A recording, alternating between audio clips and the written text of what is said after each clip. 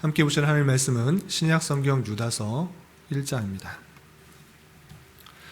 신약성경 유다서 오늘 6월 30일 6월 마지막 날이어서 예레미야와 예레미야 예가를 다 읽고 나서 하루가 남아서 신약성경에 있는 유다서를 읽고 6월을 마치도록 하겠습니다.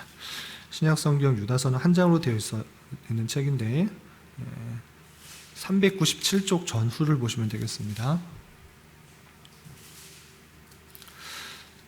1절부터 16절까지만 봉독하겠습니다. 신약성경 유다서 1절부터 16절까지 말씀 함께 봉독합니다. 예수 그리스도의 종이요 야고보의 형제인 유다는 부르심을 받은 자 곧 하나님 아버지 안에서 사랑을 얻고 예수 그리스도를 위하여 지키심을 받은 자들에게 편지하노라.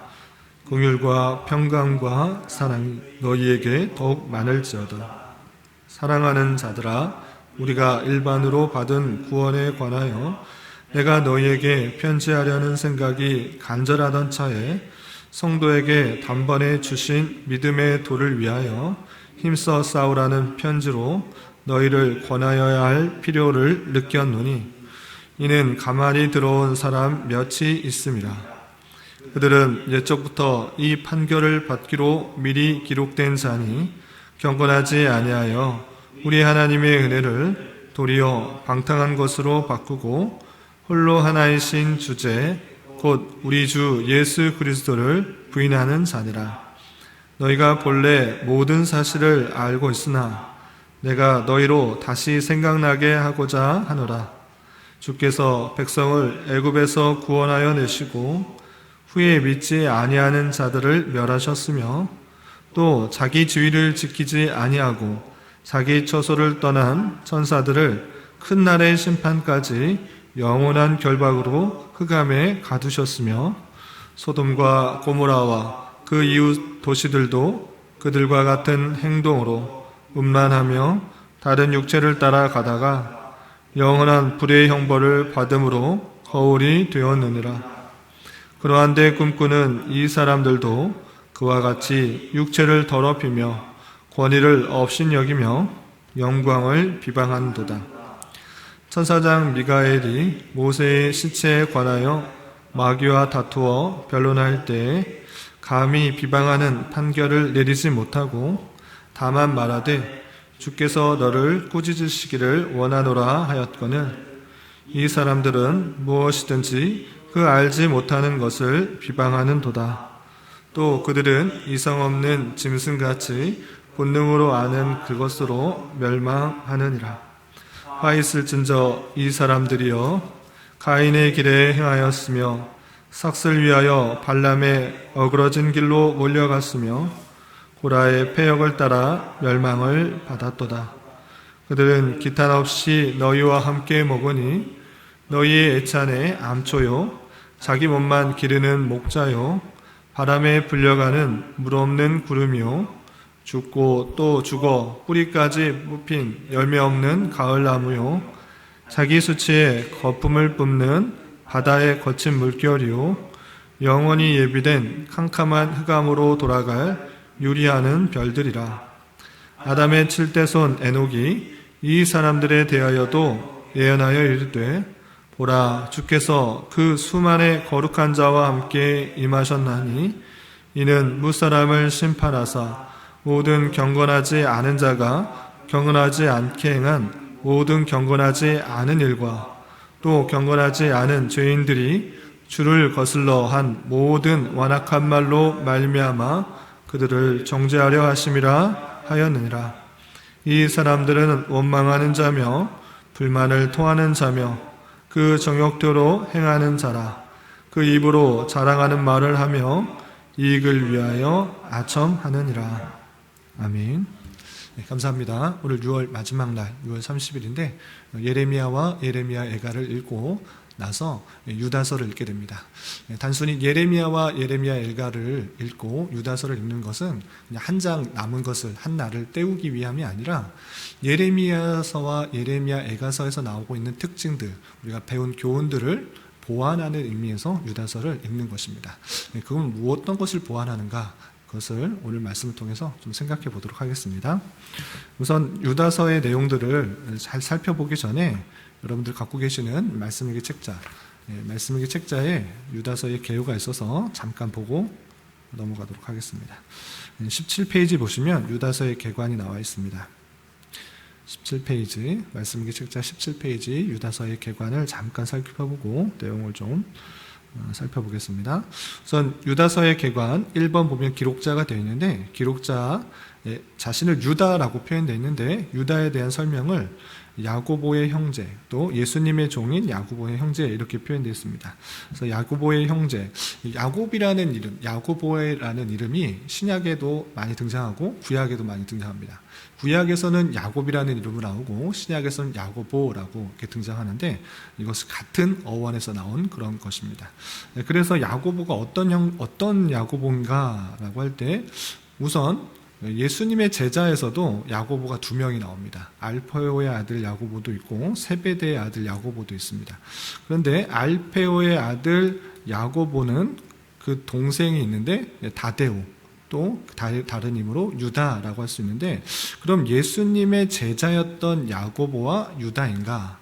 이렇게 생각할 수 있는데 그것은 아닌 걸로 생각할 수 있습니다. 왜냐하면 우리 본문 다 읽지는 않았는데 17절에서 보면 자신을 사도와 동일시 생각하지 않습니다. 자신이 제자, 예수님의 제자라는 표현을 쓰지 않습니다. 왜냐하면 17절에 사랑하는 자들아 너희는 우리 주 예수 그리스도의 사도들이 미리 한 말을 기억하라 라고 되어 있습니다. 그러니까 자신을 사도와 동일시하고 있지 않다라는 그런 특징이 있습니다. 사도들이 한 말을 잘 기억해라 이렇게 하고 있기 때문에 자신은 사도가 아닌 것으로 이렇게 이해하시면 되겠습니다. 그렇기 때문에 예수님의 제자에 야고보도 있고 또 그의 동생인 유다도 있지만 그렇게 생각하기보다는 자신을 사도와 같이 생각하고 있지 않는 것으로 인하여서 이 야고보와 또 지금 유다는 예수님의 형제였던 야고보와 유다를 말하는 것이 아닌가 이렇게 생각해 볼 수 있습니다. 정확하진 않지만 자신을 사도와 동일시하지 않고 있다라는 특징이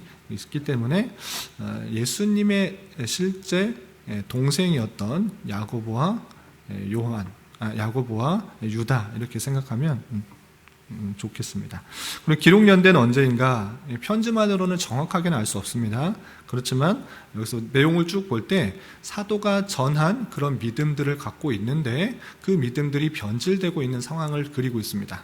그래서 영지주의가 득세하였던 70년대 주후 70년대 이후 정도가 아닐까 이렇게 생각하고 있는 것입니다.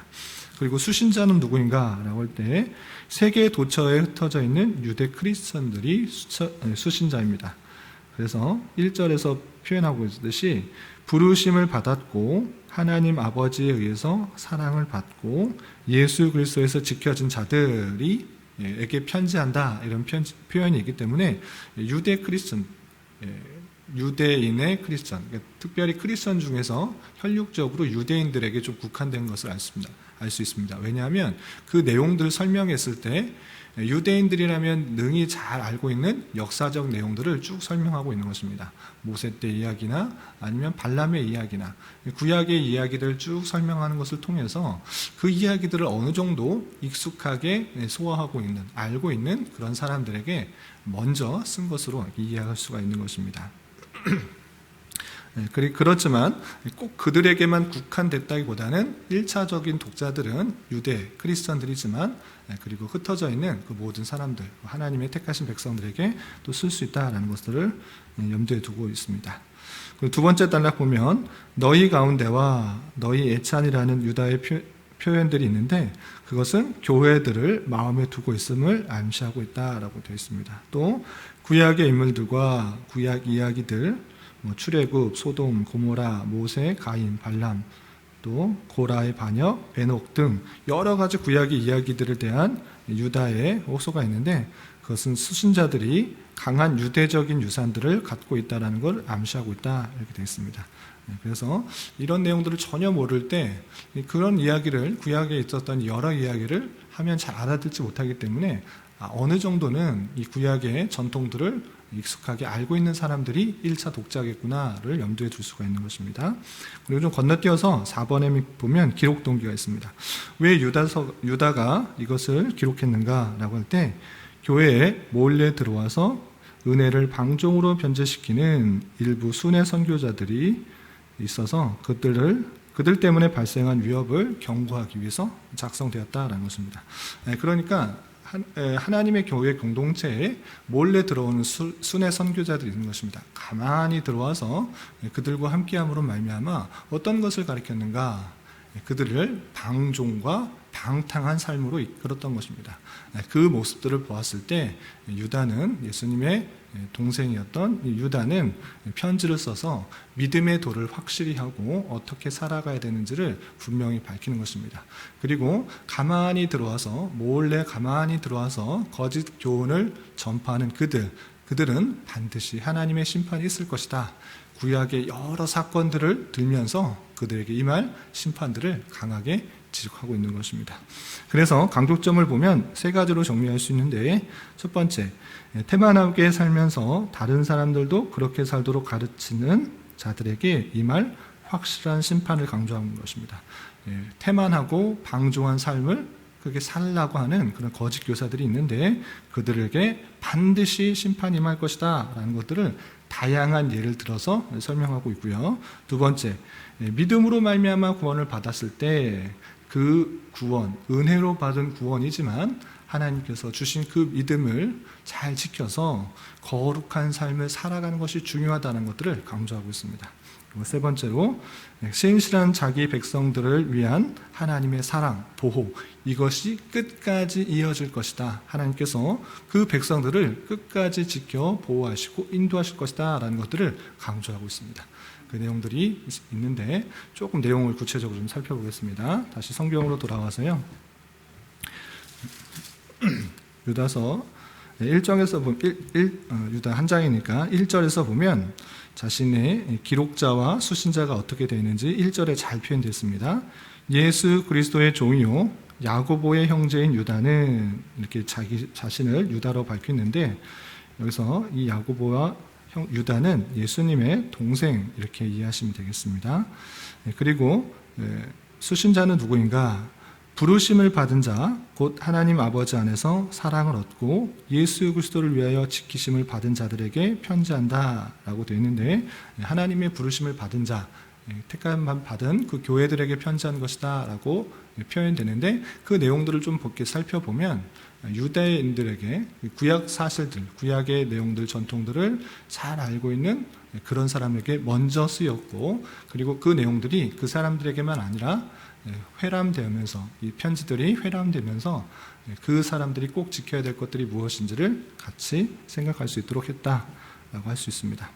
그리고 3절, 4절에 이 편지를 왜 썼는지 그 동기와 목적이 아주 잘 드러나 있습니다. 3절, 4절 제가 읽어보겠습니다. 3절 보면, 사랑하는 자들아, 우리가 일반으로 받은 구원에 관하여 내가 너에게 편지하려는 생각이 간절하던 차에 성도에게 단번에 주신 믿음의 도를 위하여 힘써 싸우라는 편지로 너희를 권하여야 할 필요를 느꼈다 그랬습니다. 내가 편지를 써서 너희들에게 권면할 그럴 필요를 강하게 느꼈다는 것입니다. 왜 그런가? 믿음의 도를 위하여 힘써 싸우라는 것이 아주 중요하기 때문에 이것을 알려주기 위해서 이 편지를 쓴 것이다 라는 것입니다. 어떤 생각이 있었냐면, 너에게 편지를 하려는 생각이 간절하던 그런 마음이 있었는데, 그 성도에게 단번에 주신 믿음, 하나님께서 믿음을 성도에게 단번에 그렇게 선물로 주셨는데, 그 믿음을 받았다는 것으로 인하여서 잘못된 삶을 살 수 있다는 것입니다. 4절에 나오는 거짓 교사들, 가만히 몰래 들어온 거짓 교사들이 그 믿음에 대해서 잘못 설명함으로 말미암아 믿음의 도를, 믿음의 길을 잘못 가고 있다는 것입니다. 그래서 이 편지를 써서 그들에게 바른 길을 알려주기 위해서 이걸 쓴 것이다, 이렇게 표현하고 있는 것입니다. 왜 이렇게 편지를 쓸 수밖에 없는가? 4절에 이렇게 표현되는 것입니다. 4절 보면, 이는 가만히 들어온 사람 몇이 있음이라. 가만히 들어온 몇 사람이 있다라는 것입니다. 그 사람들은 어떤 사람들이냐? 그들은 옛적부터 이 판결을 받기로 미리 기록된 자니 경건하지 아니하여 우리 하나님의 은혜를 도리어 방탕한 것으로 바꾸고 홀로 하나이신 주제 우리 주 예수 그리스도를 부인하는 자니라. 이렇게 되어 있습니다. 가만히 들어온 사람이 잘못된 복음을 전했는데 어떻게 복음을 전하느냐? 하나님의 은혜를 도리어 방탕한 것으로 바꾸고 또 홀로 하나이신 주제 우리 주 예수 그리스도를 부인하는 그런 사람이다. 그런 사람이 몰래 가만히 들어와서 너희들을 어지럽히고 있다라고 있는 것입니다. 그렇기 때문에 유다는 이 편지를 쓸 수밖에 없다 이렇게 표현하고 있는 것입니다. 그렇다면 여기서 편지의 목적들이 아주 잘 드러나는데 이것이 우리가 예레미야 애가서를 읽은 자로서 마땅하게 보완하여서 함께 생각해야 될 그 이유입니다. 우리가 예레미야 애가서를 통해서 무엇을 깨달을 수 있었습니까?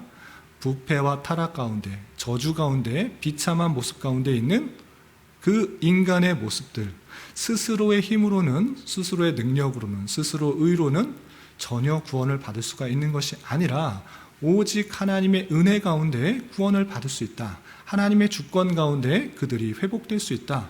모든 구원과 회복의 능력은 오직 하나님께로 있다. 하나님의 자비와 은혜와 긍휼 가운데 하나님의 택하신 백성이 구원을 받는 것이다. 그것을 우리는 깨달을 수 있었습니다. 그런데 그 믿음 가운데 있다라고 할 때 자칫 잘못할 수 있는 것이 있습니다. 그것은 무엇입니까? 내 힘으로, 내 능력으로, 내 열심으로 구원받는 것이 아니라 오직 하나님께서 택하신 백성에게 하나님께서 거저주시는 하나님의 놀라운 은혜와 자비다. 그것의 은혜로서, 그것으로서 우리가 구원을 받는다라고 했을 때 우리는 잘못 생각할 수 있는 것이 있는 것인데 그것은 무엇이냐? 우리는 어떻게 살아도 구원받는다라고 생각하는 것입니다. 내 열심, 내 노력, 내가 신앙생활을 열심히 하는 것을 통해 선을 행하는 것을 통해 구원받는 것이 아니기 때문에 우리는 은혜로 구원받았다. 하나님의 주권으로 구원받았다. 그렇다면 아무렇게나 살아도 되지 않는가라고 잘못 생각할 수 있다는 것입니다. 이때 당시에도 2000년 전에 이 영지주의자들이 그렇게 또 주장했던 것입니다. 하나님의 은혜로 구원받는 것이다. 믿음은 너희가 스스로 생기는 거 아니다. 그러므로 말미암아 아무렇게나 살아도 된다. 너의 열심 중요하지 않다. 하나님의 은혜가 중요하다라고 강조하는 것입니다. 그래서 이렇게 표현한 것입니다. 하나님의 은혜를 도리어 방탕한 것으로 바꾸고 하나님의 은혜가 주어졌다라고 했을 때 그 은혜에 감격하며 하나님의 말씀을 따르는 쪽으로 가야 되는 것이 마땅한 하나님의 하나님의 진리인데 그런 것이 아니라 너는 은혜로 구원받았기 때문에 너의 어떠한 행위도 구원에 이르는 데 도움이 되지 않기 때문에 아무렇게나 살아도 그 구원에 차등 별반 차이가 없다라고 말하는 것입니다. 그래서 그 하나님의 은혜를 방탕한 것으로, 방종한 것으로, 우리가 받은 자유를 잘못된 것으로 이끌고 있다는 것입니다. 하나님의 은혜와 자비와 주권을 강조할 때 늘 조심해야 되는 것은 그러니까 우리는 아무것도 할 것이 없다, 아무렇게나 살아도 된다 라고 하는 쪽으로 결론이 나는 것이 아니라 우리가 받은 은혜가 크고 아름답고 선하기 때문에 하나님께서 주신 그 놀라운 은혜가 있기 때문에 마땅히 구원받은 자로서 어떻게 살아가야 되는지를 하나님께서 원하시는 삶을 찾아 그것을 순종하는 자세의 모습으로 있어야 되는데 그렇지 않게 나가는 경우가 많이 있다는 것입니다. 지금부터 2000년 전에도 그런 모습들이 있기 때문에 유다는 그 성도들에게 이렇게 알려주는 것입니다. 하나님의 은혜를 방탕한 것으로, 방종한 것으로 바꾸는 자들이 있다. 이런 자들은 모세 때나 또 발락의 때나 그 소돔과 고모라 때나 그들이 멸망한 것처럼 반드시 멸망할 것이다. 하나님의 은혜를 방종한 것으로, 방탕한 것으로, 잘못된 것으로 바꾸는 것, 그들 심판이 반드시 있다라는 것들을 계속적으로 내용들을 설명하면서 천사의 예를 들면서 그 심판도 있다. 그런 것처럼 그들이 큰 심판을 받을 것이다 라고 하면서 잘못된 교훈으로 이끄는 그들을 지적하고 있는 것입니다. 시간 관계상 그 내용들을 다 설명하지 못하고 아까 읽었으니까 넘어가도록 하겠습니다. 그들은 반드시 잘못된 진리를 전함으로 말미암아 하나님의 은혜를 방탕한 것으로 바꾸로만 말미암아 큰 심판이 구약에 있었던 것처럼 있을 것이다 라고 쭉 설명하고 있고, 그러면 우리는 어떻게 되는가? 하나님의 은혜를 받은 자로서 우리의 삶을 방탕한 것으로, 방종한 것으로 이끄는 것이 아니라 은혜로 구원받은 자로서 어떠한 삶을 살아가야 되는가? 그 내용이 17절이야 25절까지 있습니다. 다 읽진 않고 몇 구절만 보겠습니다. 17절, 사랑하는 자들아, 너희는 우리 주 예수 그리스도의 사도들이 미리 한 말을 기억하라.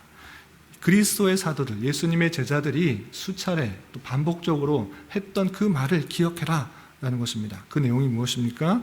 18절 19절을 건널뛰고 20절, 사랑하는 자들아, 너희는 너희 지극히 거룩한 믿음 위에서 자신을 세우며 성령으로 기도하며 하나님의 사랑 안에서 자신을 지키며 영생에 이르도록 우리 주 예수 그리스도의 긍휼을 기다리라. 우리는 은혜로 구원받았기 때문에 아무것도 할 것이 없다, 죽을 때까지 그냥 은혜로 구원받은 자로서 마음대로 살아가도 된다, 이렇게 말하지 않습니다. 어떻게 말하고 있습니까? 거룩한 믿음 위에 자신을 세우며 성령으로 기도하며 하나님 사랑 안에서 자신을 지키며 영생에 이르도록 우리 주 예수 그리스도의 긍휼을 기다리라, 이렇게 권면하고 있는 것입니다. 우리가 은혜로 구원받기 때문에 마음대로 살아가는 것이 아니라 계속적으로 믿음 가운데, 거룩한 믿음 가운데, 진실된 믿음 가운데 우리가 서 있는지를 다시 한번 되돌아보며 하나님께서 주신 믿음의 내용이 무엇인지 진리를 잘 밝혀 그 믿음 위에 내 자신이 있도록 세우는 것, 그리고 성령 안에서 끊임없이 기도하는 것, 하나님께서 주시는 그 말할 수 없는 탄식으로 내 안에서 간구하시는 그 음성에 따라, 그 인도하심에 따라 기도하는 것, 내 자신의 욕심과 내 뜻을 이루기 위한 그런 기도가 아니라 성령께서 우리에게 알려주시는 그런 기도로 하는 것이고, 또 하나님 사랑 안에서 자신을 지키고, 자신을 그런 죄악 가운데 자신을 지키도록, 그리고 영생에 이르도록 우리 주 예수 그리스도의 긍휼하심, 자비하심, 하나님의 인도하심을 계속적으로 구하면서 살아가는 것이 마땅하다, 이렇게 표현하고 있는 것입니다. 은혜로 구원받았기 때문에 우리는 아무것도 할 것이 없다, 이렇게 표현하는 것이 아니라 믿음 위에서 내 자신을 굳게 세우며 성령 안에서 기도하며 내 자신을 지켜나가는 그런 열심들이 계속적으로 필요하고 있다는 것들을 알려주고 있는 것입니다. 그리고 그렇게 하는 것이 하나님께서 원하시는 성도의 삶이고, 하나님께서 그 성도의 삶을 지켜서 끝까지 지켜 보호하실 것이라는 유다의 안부 속에서 그 내용들을 확인할 수 있습니다. 마지막으로 24절 보면 이렇게 표현하고 있습니다. 능히 너희를 보호하사 거침이 없게 하시고 너희로 그 영광 앞에 흠이 없이 기쁨으로 서게 하실 이 곧 우리 구주 홀로 하나이신 하나님께 우리 주 예수 그리스도 말미암아 영광과 위엄과 권력과 권세가 영원전부터 이제와 영원토록 있을지어다. 능히 너희를 보호하사 거침이 없게 하시고 너희로 그 영광 앞에 흠이 없이 기쁨으로 서게 하실 이 그분이 우리와 함께 하시고 능히 그렇게 하시겠다, 이렇게 표현하고 있는 것입니다. 하나님께서 그렇게 하실 것이지만 우리는 그러한 삶이 있는 줄 알아 우리의 자신을 자유와 방종과 방탕으로 흐르게 하는 것이 아니라 더욱더 하나님께서 원하시는 그런 삶으로 나아가는 것이 중요하다, 이렇게 교훈하고 있는 것을 볼 수 있습니다. 오늘 6월 한 달 동안 하나님의 주권적인 은혜와 자비, 사랑을 배웠습니다. 그것에 머무르는 것이 아니라 그런 사랑을 받은 자로서 우리의 삶을 믿음의 도 위에 잘 세우고 더욱더 힘써 하나님께서 원하시는 삶을 살아가게 힘써야 될 것입니다. 이러한 삶을 살아갈 수 있는 저와 여러분, 우리 모두가 될 수 있기를 진심으로 기원합니다. 기도하겠습니다. 하나님 아버지, 감사합니다. 오늘 말씀을 통해서 가만히 들어온 거짓 교사들이 거짓을 퍼뜨림으로 말미암아 하나님께 받은 은혜를 방종과 방탕한 것으로 만드는 교훈에 거하지 않도록 경고하고 오직 거룩한 믿음 위에 자신을 세우도록 권면하는 말씀을 대하였습니다. 이런 말씀을 대하는 자로서 늘 깨어서 진리를 잘 배우고 또한 올바로 깨닫게 하여 주시고 올바른 신앙의 정도 안에서 이탈되지 않도록 저희들을 붙들어 주시옵소서.